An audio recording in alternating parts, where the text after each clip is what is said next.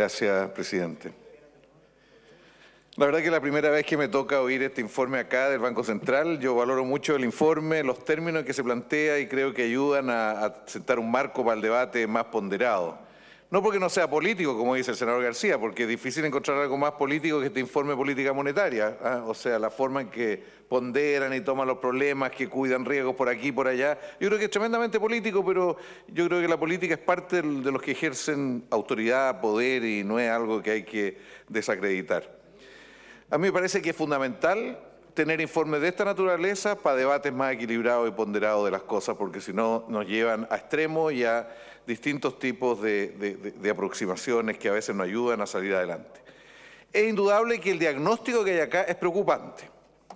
O sea, una desaceleración más marcada de la inversión y el consumo interno, y eso está más allá de lo esperado, pero con un mercado laboral, lo que no es mala noticia, con menor dinamismo, pero con tasa de desempleo baja y con salarios nominales creciendo. Y también con una inflación anual que está en línea con lo esperado, o sea, no hay mayores riesgos en lo que se refiere a eso por lo que se está diciendo. La pregunta y el debate sobre por qué es bueno hacerlo, y creo que sobre todo los que tienen que hacer política para ver sobre qué factores influir, pero sin lugar a duda que está claro que aquí hay un proceso del escenario externo que viene de mucho antes de este año y que influye decisivamente sobre distintos factores. Está claro que el ciclo minero ligado a eso está en una fase que explica buena parte de lo que ocurre en Chile, también en Perú, porque Perú está viviendo también de otra manera un fin del ciclo, y aquí se decía en el propio informe, se hace referencia a Australia como otro país que está viviendo algo parecido. Yo no creo que haya que cerrarse a mirar el resto, cuando Brasil, si yo no entiendo mal, está en una fase de recesión, ha reconocido recesión. O sea, este es un fenómeno que a los países emergentes en general le está afectando, con especificidades, pero a todos le está afectando y no nos cerremos los ojos para decir que nosotros somos los que estamos más mal, estamos con problemas y tenemos que ver cómo enfrentarlo. Yo creo que el tema de la incertidumbre es importante y que tiene efecto, el problema de confianza tiene efecto en las decisiones de inversión y gasto. Y esto se ha visto en la industria, la construcción, el comercio, etcétera. Sí me imagino que casos como Cascada está profundizando problemas en las expectativas. No está mencionado aquí porque es muy reciente el fallo, pero me imagino que el efecto que tiene sobre la fe pública, un caso de esa envergadura, sin lugar a dudas va a tener efectos sobre el mercado de capitales y ciertas relaciones internacionales. No sé si va a tener tanto efecto como el discurso reciente del senador Coloma, porque la verdad que si fuera verdad todo lo que dice el senador Coloma, las expectativas ya estarían llegando al fondo, pero afortunadamente él es abogado. Bueno, es candidato, pero no es ministro de Hacienda. Bueno, no, yo lo que quiero decir es que esto de la recuperación plantea desafíos, es desafiante el futuro. Y es para todos desafiante, no sacamos nada con agudizar y llevar las cosas al extremo que impiden mirar factores respecto a los cuales se pueda operar. Aquí el Banco Central nos ha dicho que para recuperarse es fundamental un mayor impulso monetario y ellos han puesto todo lo que pueden y todo lo que creen aportar en esa dirección. Que también hay un mayor impulso fiscal, al cual me quiero referir, un mayor impulso por crecimiento de los socios comerciales y depreciación real del peso y una mejoría en expectativa, respecto a lo cual nosotros podemos influir. Porque a la medida que llegamos a discursos extremos y a mirar como que en la realidad no hay nada que hacer y que estamos yendo y profundizando y no buscando aquello justamente para revertirlo, sin lugar a dudas eso afecta negativamente. Además, el Banco Central nos dice en este informe que esto no es carrera corrida, no está así nomás, hay riesgo. Menciona distintos tipos de riesgos, yo algunos no alcanzo a percibir todo el alcance que tienen. Pero cuando nos dicen de que hay riesgo de que haya reversión en las condiciones favorables del financiamiento externo, sin lugar a dudas eso tiene efecto, y si se diera esa situación sería complejo. Si los socios comerciales se debilitan y los emergentes son vulnerables, son bastante volátiles, y hay riesgo de eso. Si se plantea que el fin del ciclo de elevados precios de materias primas es más largo que el actual, 10 años buenos, pero a lo mejor vienen 10 años malos, y por lo tanto ese también es un factor de riesgo. Si se nos dice de que China, con todo lo que muestra cierta estabilidad, pero que hay riesgo en el sector financiero e inmobiliario de China porque puede profundizarse y crecer menos. Bueno, esto tenemos que tenerlo muy presente para el día de mañana. Si estos riesgos resultan desfavorables, no entremos a sacar conclusiones que no tienen necesariamente que ver con lo que hacemos o no hacemos. A mí, de los riesgos que aquí se señalan, yo creo que el tema de la formación bruta de capital fijo, que sin duda que está a la baja hace rato, y que sin duda esto está bastante ligado con el ciclo de la minería y otras cosas de ese tipo. Incluso por ahí vi un artículo que hasta la retroexcavadora ya han llegado menos, no sé si será por los anuncios que ha hecho alguien acá, pero hay escasez de retroexcavadora en este momento. Bueno, yo creo que hay riesgos que tenemos que tenerlos muy presentes. A mí lo que más me preocupa es descubrir de qué manera podemos, dentro de lo que es posible que influyamos, que influya el país, que influya la política pública, a ver cómo revertir esto. Porque eso creo que es lo serio del Senado y del país. Aquí se dice una cosa que yo no la había visto de esa manera respecto al crecimiento de mediano plazo y la ponderación del peso de los distintos sectores.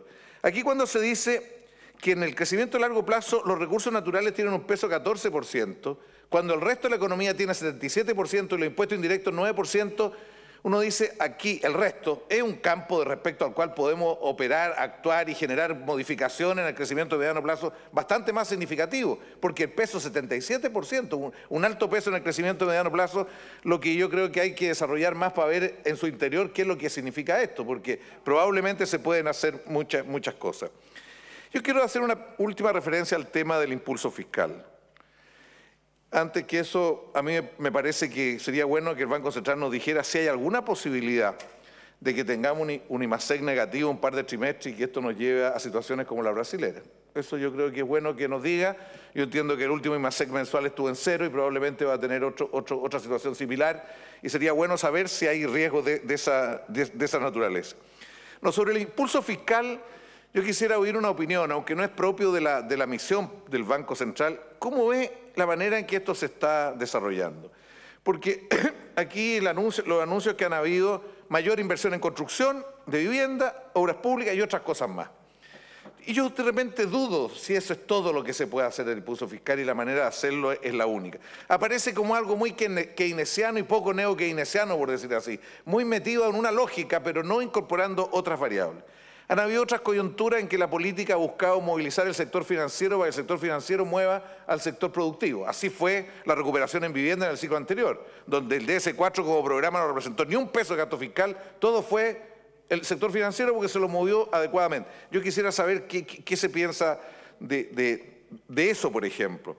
También quisiera conocer esto de las elecciones del 2008. El 2008, sin lugar a dudas, se evitó una crisis que era muy profunda en todos lados.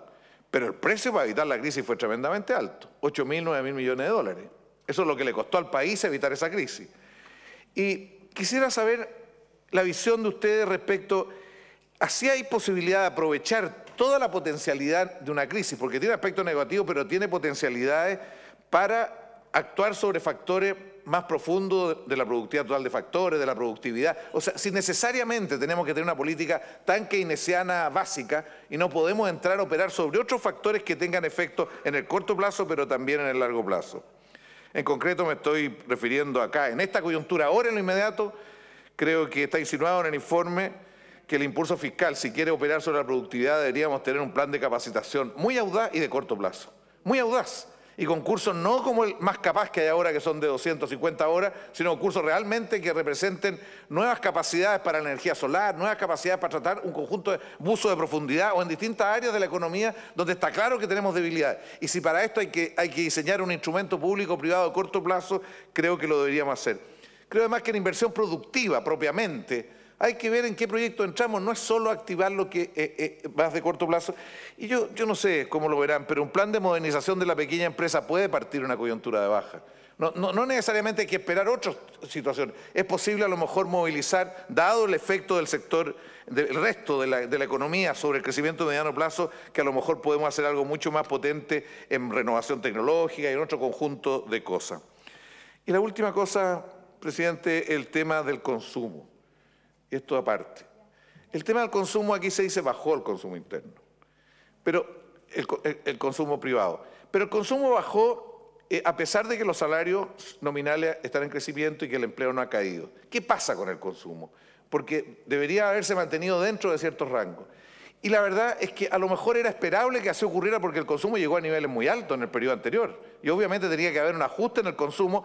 Y mi pregunta es, ¿cuál es la situación del endeudamiento? Si ustedes están considerando que ante la eventualidad que se dé lo que aquí se plantea, que haya un mayor desempleo, no va a tener un efecto serio el endeudamiento. Yo acabo de ver un estudio de los trabajadores del Banco de Chile que el promedio de endeudamiento es 50% de su ingreso, el que tienen que destinar mes a mes a pagar deuda.